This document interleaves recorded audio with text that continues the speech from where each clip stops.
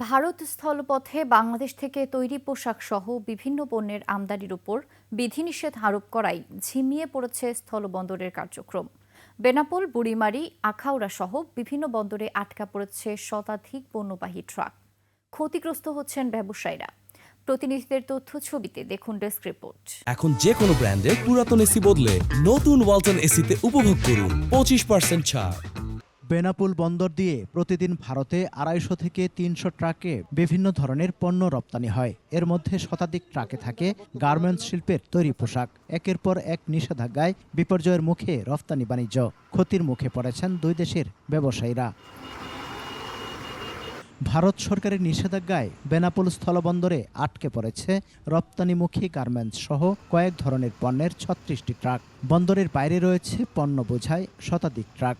আমরা মনে করি যে দ্রুত এর সমাধান হোক এবং দুই দেশের ভিতরে সম্পর্ক ভালো হোক, আবারও স্থলপথে ব্যবসা চালু হোক। কুড়িগ্রামের বুড়িমারি বন্দর দিয়ে ভারতের চ্যাংরাবান্ধা স্থলবন্দরের মাধ্যমে সেদেশে ফলের স্বাদযুক্ত কার্বনেট পানীয়, স্ন্যাক্স, চিপস ও মিষ্টান্ন, বর্জ্য তুলা, সুতা এবং কিছু প্লাস্টিক, পিভিসি জাতীয় পণ্য রপ্তানি করা হতো।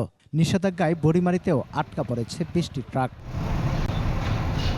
ব্রাহ্মণবাড়িয়ার আখাউড়া স্থলবন্দর দিয়ে প্রতিদিন প্রায় 40-45 লাখ টাকার প্রক্রিয়াজাত খাবার, পিভিসি ও প্লাস্টিক সামগ্রী, তুলা ও ফলের জুস রপ্তানি হলেও এখন মাছ ও ভোজ্য তেল যাচ্ছে। প্রতিদিন রপ্তানি ব্যাহত হচ্ছে প্রায় 40 লাখ টাকার পণ্য। যে আইটেমগুলো আমরা রপ্তানি করি সেই আইটেমগুলোর মধ্যে তারা রেস্ট্রিকশন নিয়ে আসছে। যারা সিএনএফেদের আছি এবং আমদানি রপ্তানিকারক আছি সবাই বেকার হয়ে পড়ছি, পাশাপাশি শ্রমিকরাও বেকার হয়ে পড়ছে। ভোজ্য তেল এক্সপোর্ট হয়েছে ইতিমধ্যে, এক গাড়ি পাটজাত দ্রব্য রশি এক্সপোর্ট হয়েছে, আর 10 গাড়ি মাছ ভারতে এক্সপোর্ট হওয়ার জন্য প্রস্তুত আছে।